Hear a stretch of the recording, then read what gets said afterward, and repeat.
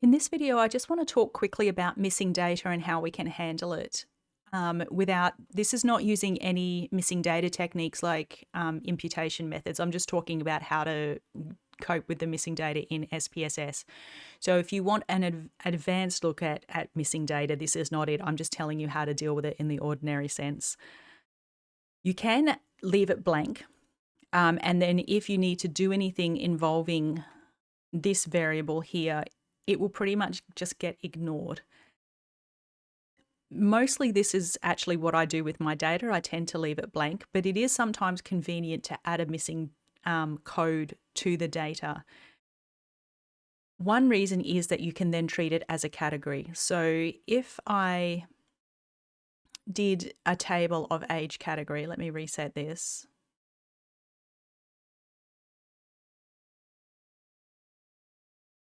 The missing data doesn't show up here. And you might remember that I was putting the total in so I could actually work out if there was missing data. But there is another way that you can do that, and that's to give it a code, but not tell SPSS that that code should be interpreted as missing. So what I'm going to do is I'm going to put a missing data code in here and show you what that looks like. So for my age category, I'm going to recode it, and this time I'm actually going to recode it into the same variable just because I already have age as a backup and I don't see a need to make another spare copy of this.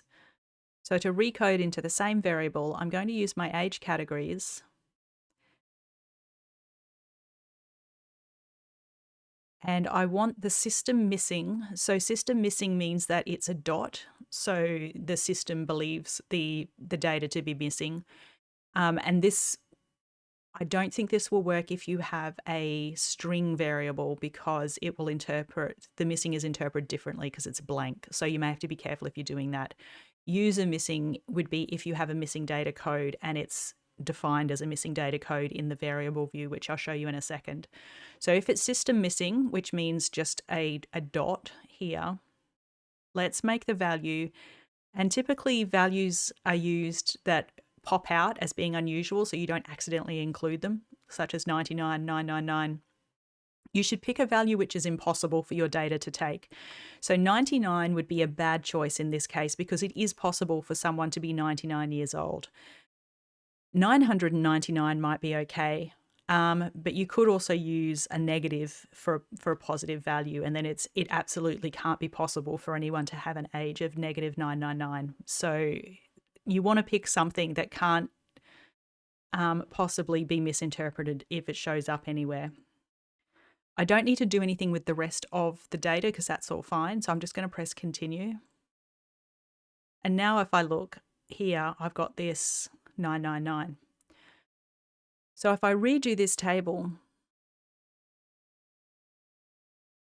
I've got the missing data here, 263. And if I wanted that split by the passenger class like I was doing before, it's going to show up as an extra row now. So if you want to recode your data so that you can treat it as missing, then you can do this. Now, if you have this for a continuous variable, you need to be careful that you're not actually including this negative 999 in any calculations, because even though we can see when we count it up in categories that it's not a real number, and that will remind us that that's missing, and we could even give that a code to call it missing.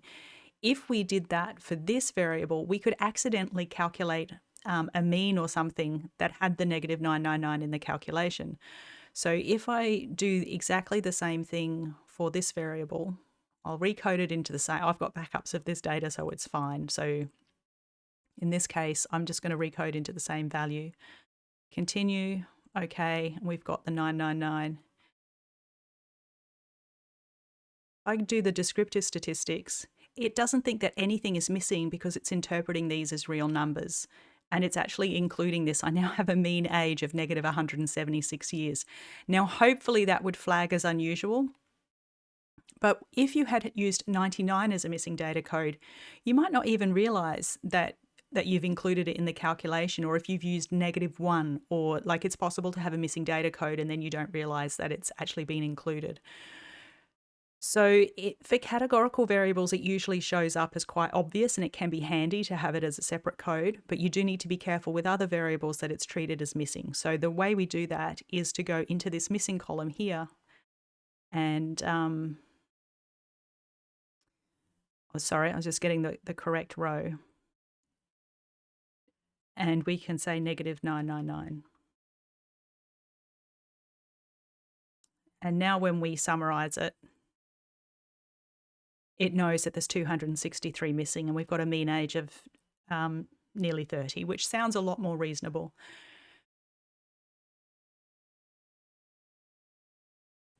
If you are using missing data codes in your own data, the other thing that you can do with them is to have different missing data codes. So if you want to make sure that there's a difference, say you've got two different versions of a survey for whatever reason, and you want to indicate that a question wasn't on one version, you might want to give that let's say a 98 to say this question was not available, and then you might want to have a 99 for did not answer. So it's possible that you want to record the reasons for the different reasons for having missing data in your codes in case you want to add them up, but then you can actually put them differently here so that they're all treated the same as missing if you want them to. So in this case, I'm going to call this one 999 as well, so I know that that's missing. It's actually just, why has it summarized that?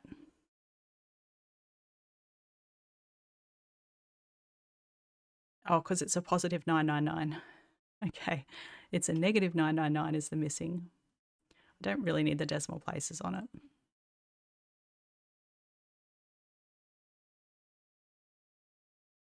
Okay, and now it's not showing up here, but it is showing up as missing as a separate row.